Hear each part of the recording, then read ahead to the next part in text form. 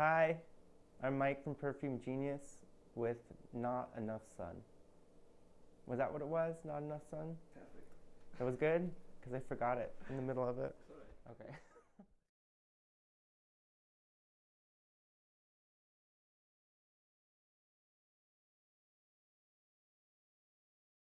Like, are your reasons still the same for making music? Like, the reasons for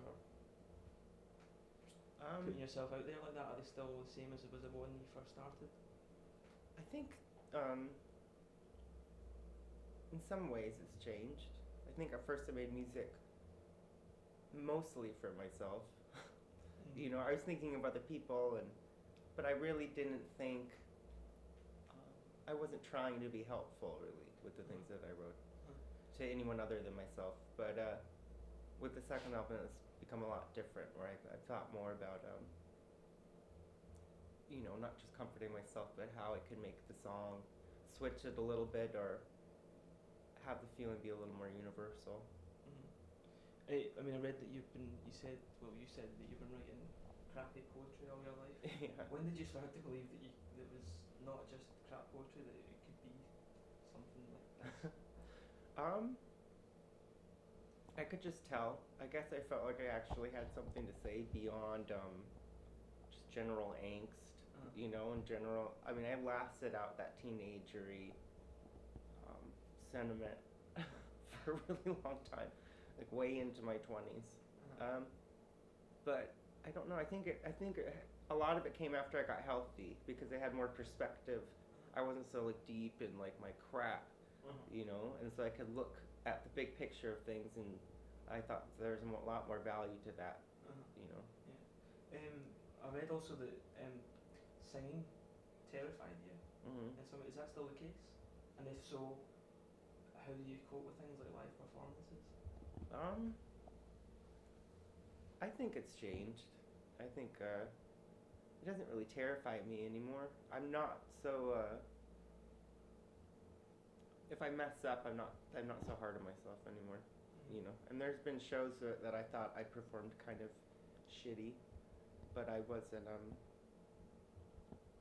That's just gonna happen sometimes, And it's just like everything else, After the worst happens and you deal with it, then it's really not Who that cares? something to be so scared of. Yeah. Yeah. So do you come to kind of enjoy performing live now? Mhm. Yeah. Yeah, and that's what is funny about that is after you kind of realize that, then I started performing a lot better after I stopped getting over the overthinking it, I suppose. Yeah.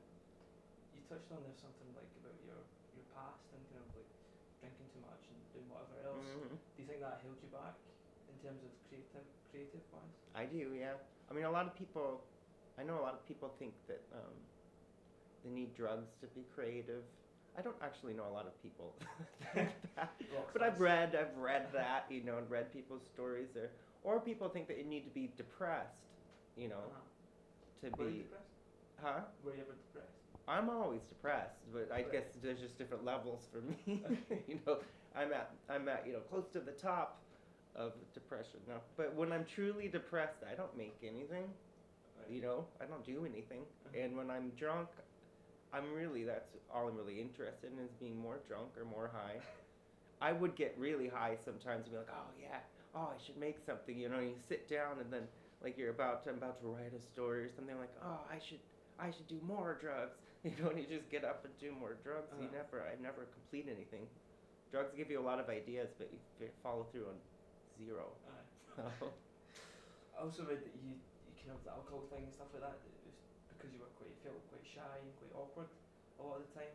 And now, are you totally off all of that? Is that all that behind you? Drinking and Drinking drugs? and drugs and all Yeah, that? 2 years now. Yeah. I haven't had a single drink or any drugs. Have you found anything else to replace that? Oh, I try really hard. I smoke a lot. Take a lot of vitamins. Uh-huh. I take aspirin in the morning, even when I don't need it. I, I kind of, whatever I can do to maybe feel a little different, even if it's worse, I will do it. As long as it's allowed now, because I can't do actual fun drugs or fun drinking. Uh-huh. What was it that prompted you to kind of cut that, stop it all, like end it, stop taking all that? Uh, Was there any well, particular? I suppose I should have been prompted, years before I actually stopped. Yeah.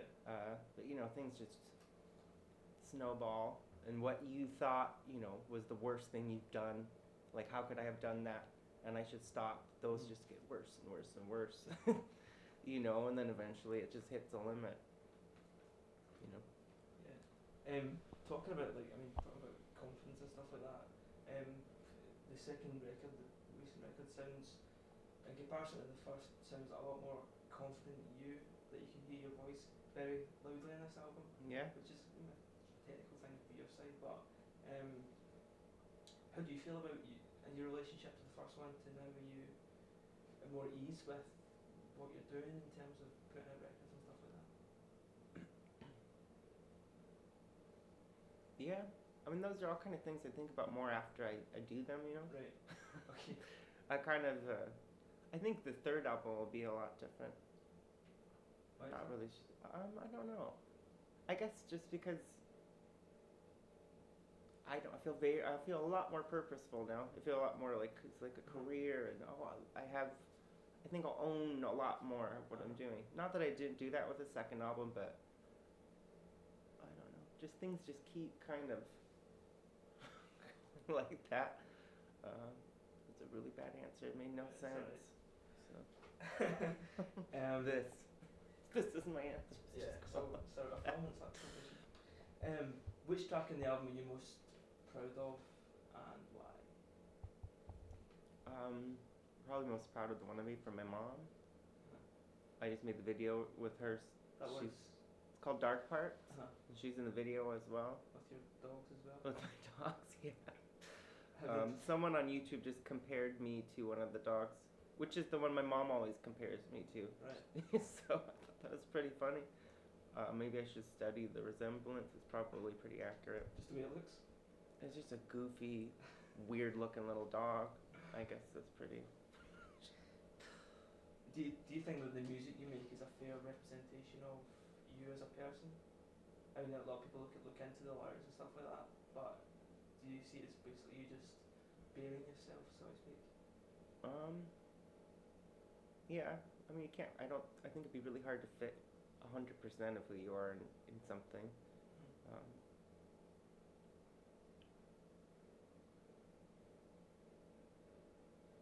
for example, your voice is quite fragile on record. It sounds quite similar speaking to you, so Yeah. it comes across It's fragile. a little. I know. Sometimes I read interviews, and I just read one, and they said that I looked and seemed like I was gonna cry the whole time. And I remember that Just day. not I thought bad, we were like laughing, like I'm cracking jokes and stuff. And then I read it, and they're like, he was close to tears for the entire 45 minutes, And I watch the interviews with me, and I'm like I'm like fidgeting, and one of my eyes keeps like winking. And like I don't know, I'm just fucking crazy. I can't really help it. What I'm intending rarely comes across in my daily life. But that's kind of why I like the music. It's because I have a lot of control. I have more time to like, I don't know, plan. So hopefully, I'm not very good at daily. Like, I don't know. Yeah. in the video for one of my favourite songs off the album, it's a single, Hood. Yeah. And you start alongside the porn star Aprad Miklos. Mhm. How did you come with the idea to have that set up? What was your idea behind that? Well, originally I wanted a bodybuilder, Uh-huh. just like a really big, like stereotypically masculine-looking guy, but none of the bodybuilders we contacted wanted to put makeup on me or hold me for 3 minutes. Why not? So, I don't know. You'd have to ask them. But so we started looking at other avenues. Some of them were kind of shady. But then someone suggested our pad, and it worked out really well. 'Cause he has had time in front of a camera, So. And with the idea, some of the stuff that goes on in that video was just you spurring the woman, dress you up in a Freddy mask and put your Yeah, arm on you. no, that was. I told the director, because we kind of went back and forth with the treatment, and I would send him increasingly more strange things. I'm like, how about in this part I slip on a Freddy Krueger glove, and you know, and I like wrote like Janet Jackson pose like in all caps and stuff like that. Uh, but the Freddy Krueger one, for some reason, I was really adamant about that. I got it all on Amazon. I ordered all the glove and the mask and stuff, and like, you know, I paid for it. We're gonna use it. Because I mean, the song itself is quite not serious, but quite poignant in a sense. Mm. And it's a nice. The video is quite funny, I suppose. Yeah, I like that Yeah. too. I think things can be funny and touching and poignant all and wrapped up into one. I think sometimes people feel like you have to be 100% in one direction or else they can't buy it. Yeah. Were you upset when I think YouTube banned like a clip of it or something back for, and were you pissed off at that, or were you? Yeah, I was. And I had said before that I felt kind of bad because I wasn't as angry as I think I should have been, just because I'm used to. Just for sexuality purposes? Yeah, I'm just used to people not agreeing with things I do for no real reason other than I'm gay. But then also, right after that, a million more people saw the ad than would have if it would have gone through. So I don't think people make too much of a fuss, like all the press people or my PR guy was pretty excited about it. So. Almost out of questions here. Secondly, I mean, you talked a wee bit about your third album. It's in your head, obviously. Oh yeah. What kind of direction are you going to go in from here? I'm not sure. I keep writing songs. I usually don't write thinking, oh, I could have this or that. I could have a string section. But now, the last few songs I've tried to write, I think about having like a gospel, like choir, or more like three ladies, like the classic, like three lady backing vocals and stuff like that. So I've been doing that. How soon are you going to start working on? Are you working on stuff just now for it, or? I've been writing. Yeah, I always kind of do, but I wish. Not that I don't like touring, but I kind of want to start working on it right away. You know, that's what's kind of strange about touring is that I've had the songs that we're playing every night. I've played and had for a really long time, and it's different when you actually get on stage and I played them again. Then I get into it every time. But beforehand, you're like, man, really, I got to sing those songs for like a year. You said that the album, you intended the album to be able one you could go back to again and again and again. Do you feel that way when you sing them live? I do, yeah. And I think what helps is that even if I'm used to playing them, I mean, it's not like I'm in my living room playing them over and over for myself. So, you know, if I feel like I can't get close to the emotion that I had when I was writing the song because I'm tired or I played it 10 times, then there's other people for me to, I guess it's sort of creepy, but stare at or sing the song for and stuff like that. And it becomes more of like a shared experience than just mine. So. That's great. That's it. That's all. All right.